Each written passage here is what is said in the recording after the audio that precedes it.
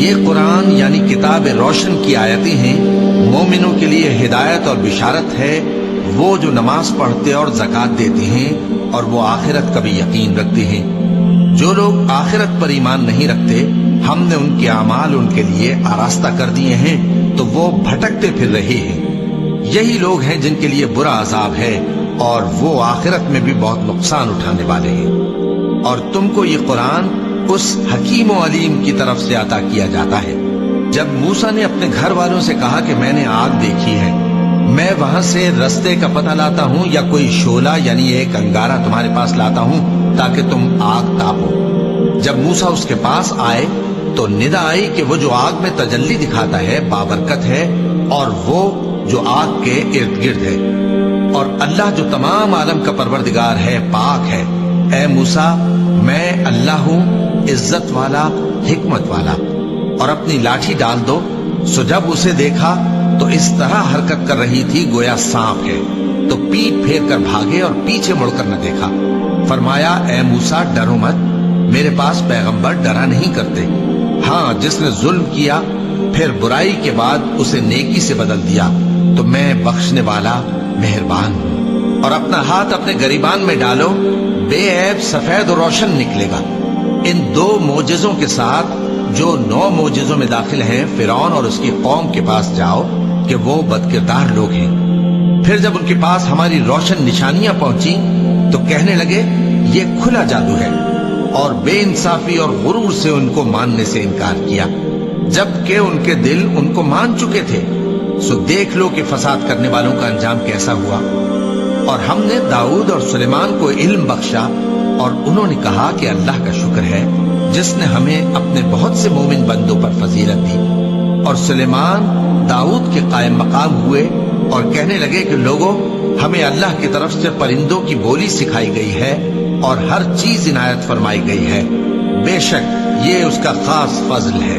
اور سلیمان کے لیے جنوں اور انسانوں اور پرندوں کے لشکر جمع کیے گئے اور پھر ان کی جماعتیں بنائی گئیں، یہاں تک کہ جب چیونٹیوں کے میدان میں پہنچے تو ایک چیونٹی نے کہا کہ چیونٹیوں، اپنے اپنے بلوں میں داخل ہو جاؤ، ایسا نہ ہو کہ سلیمان اور اس کے لشکر تم کو کچل ڈالے اور ان کو خبر بھی نہ ہو۔ تو وہ اس کی بات سے ہنس پڑے اور کہنے لگے کہ اے پروردگار، مجھے توفیق عنایت کر کہ جو احسان تو نے مجھ پر اور میرے ماں باپ پر کیے ہیں ان کا شکر کروں اور ایسے نیک کام کروں کہ تو ان سے خوش ہو جائے، اور مجھے اپنی رحمت سے اپنے نیک بندوں میں داخل فرما۔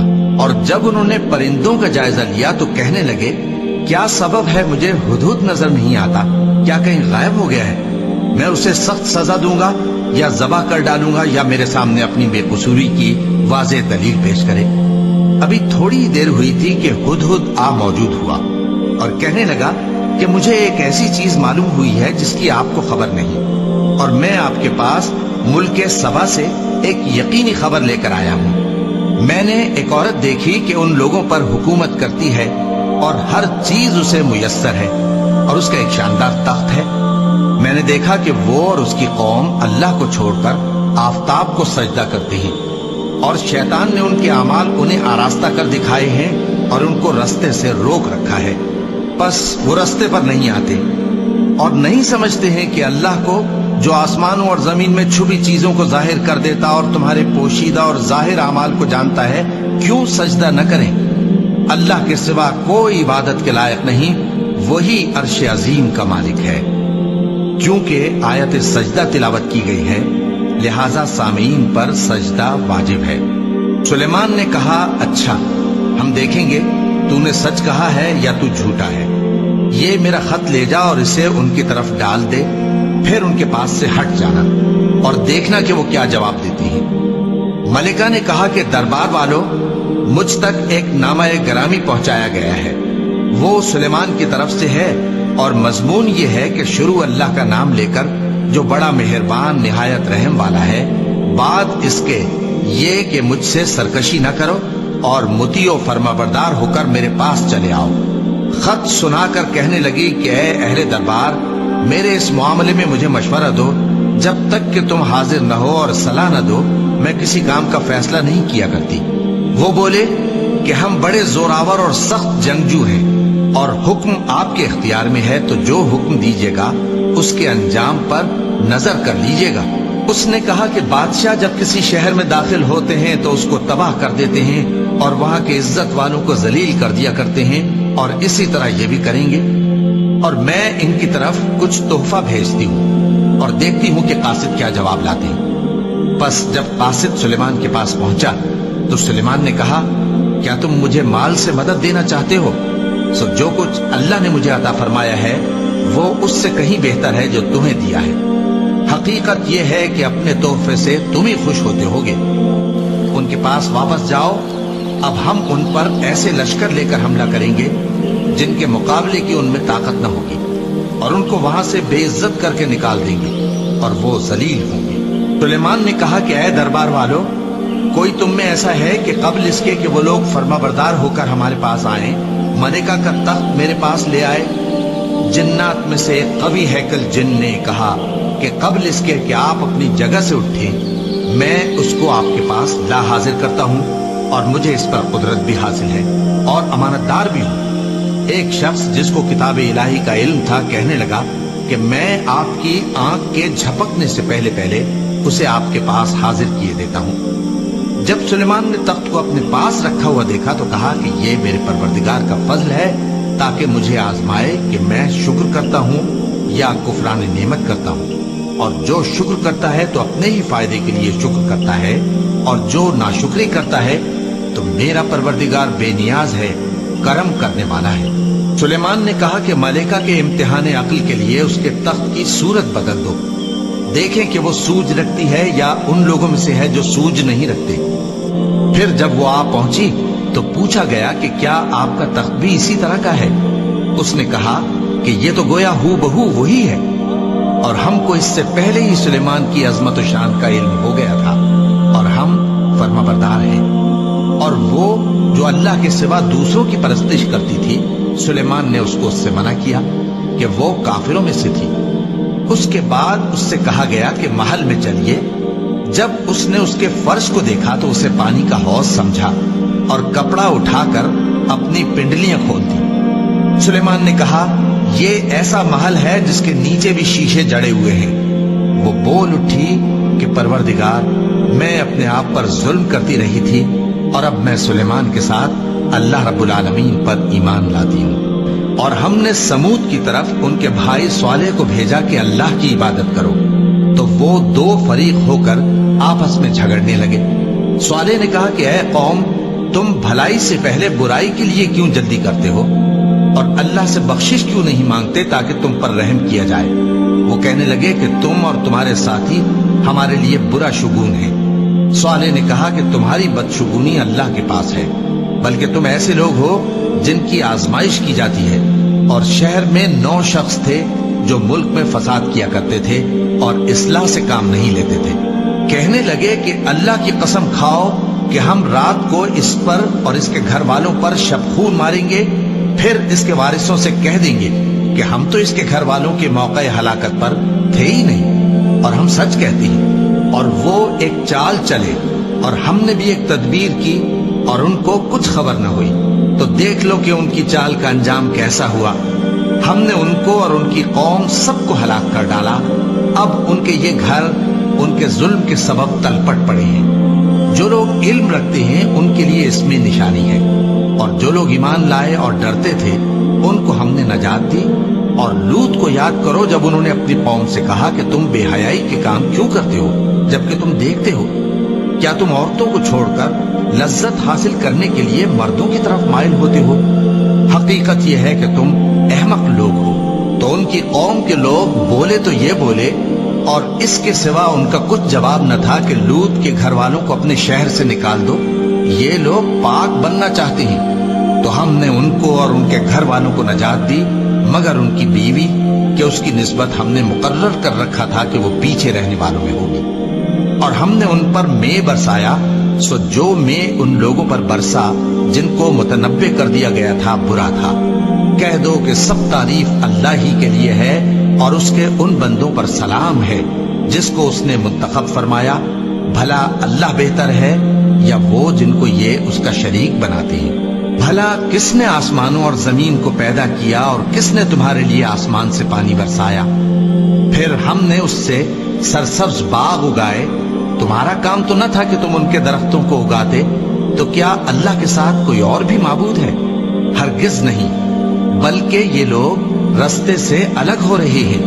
بھلا کس نے زمین کو قرارگاہ بنایا اور اس کے بیچ نہریں بنائیں اور اس کے لیے پہاڑ بنائے، اور کس نے دو دریاؤں کے بیچ اوٹ بنائی؟ یہ سب کچھ اللہ نے بنایا. تو کیا اللہ کے ساتھ کوئی اور معبود بھی ہے؟ ہرگز نہیں، بلکہ ان میں اکثر علم نہیں رکھتے. بھلا کون بے قرار کی التجا قبول کرتا ہے جب وہ اس سے دعا کرتا ہے، اور کون اس کی تکلیف کو دور کرتا ہے، اور کون تم کو زمین میں اگلوں کا جانشین بناتا ہے؟ یہ سب کچھ اللہ کرتا ہے. تو کیا اللہ کے ساتھ کوئی اور معبود بھی ہے؟ ہرگز نہیں، مگر تم بہت کم غور کرتے ہو. بھلا کون تم کو جنگل اور دریا کے اندھیروں میں رستہ بتاتا، اور کون ہواؤں کو اپنی رحمت کے آگے خوشخبری بنا کر بھیجتا ہے؟ یہ سب کچھ اللہ کرتا ہے. تو کیا اللہ کے ساتھ کوئی اور معبود بھی ہے؟ ہرگز نہیں. یہ لوگ جو شرک کرتے ہیں اللہ کی شان اس سے بلند ہے.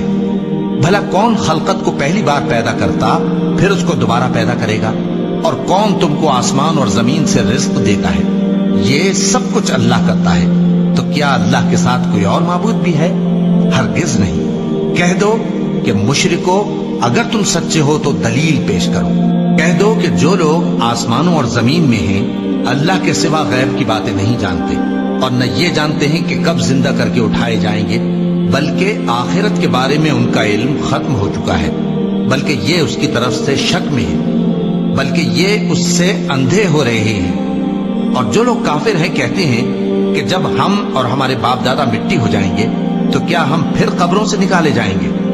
یہ وعدہ ہم سے اور ہمارے باپ دادا سے پہلے سے ہوتا چلا آیا ہے.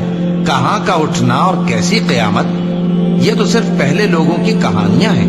کہہ دو کہ ملک میں چلو پھرو، پھر دیکھو کہ گناہگاروں کا انجام کیا ہوا ہے، اور ان کے حال پر غم نہ کرنا، اور نہ ان چالوں سے جو یہ کر رہے ہیں تنگ دل ہونا. اور کہتے ہیں کہ اگر تم سچے ہو تو یہ وعدہ کب پورا ہوگا؟ کہہ دو کہ جس عذاب کے لیے تم جلدی کر رہے ہو شاید اس میں سے کچھ تمہارے نزدیک آ پہنچا ہو، اور تمہارا پروردگار تو لوگوں پر فضل کرنے والا ہے، لیکن ان میں سے اکثر شکر نہیں کرتے. اور جو باتیں ان کے سینوں میں پوشیدہ ہوتی ہیں اور جو کام وہ ظاہر کرتے ہیں تمہارا پروردگار ان سب کو جانتا ہے. اور آسمانوں اور زمین میں کوئی پوشیدہ چیز نہیں ہے مگر یہ کہ وہ ایک کتاب روشن میں لکھی ہوئی ہے. بے شک یہ قرآن بنی اسرائیل کے سامنے اکثر باتیں جن میں وہ اختلاف کرتے ہیں بیان کر دیتا ہے، اور بے شک یہ مومنوں کے لیے ہدایت اور رحمت ہے. تمہارا پروردگار قیامت کے روز ان میں اپنے حکم سے فیصلہ کر دے گا، اور وہ غالب ہے، علم والا ہے. تو اللہ پر بھروسہ رکھو، تم تو صاف حق پر ہو. کچھ شک نہیں کہ تم مردوں کو بات نہیں سنا سکتے، اور نہ بہروں کو جبکہ وہ پیٹ پھیر لیں آواز سنا سکتے ہو، اور نہ اندھوں کو گمراہی سے نکال کر رستہ دکھا سکتے ہو. تم تو انہی کو سنا سکتے ہو جو ہماری آیتوں پر ایمان لاتے ہیں، پھر وہ فرما بردار ہو جاتے ہیں. اور جب ان کے بارے میں عذاب کا وعدہ پورا ہوگا تو ہم ان کے لیے زمین میں سے ایک جانور نکالیں گے جو ان سے باتیں کرے گا.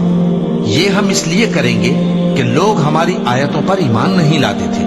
اور جس روز ہم ہر امت میں سے ایک بڑے گروہ کو جمع کریں گے جو ہماری آیتوں کی تکذیب کرتے تھے، پھر ان کی جماعت بندی کی جائے گی یہاں تک کہ جب سب آ جائیں گے تو اللہ فرمائے گا کہ کیا تم نے میری آیتوں کو جھٹلا دیا تھا، حالانکہ تم نے اپنے علم سے ان کا احاطہ تو کیا ہی نہ تھا.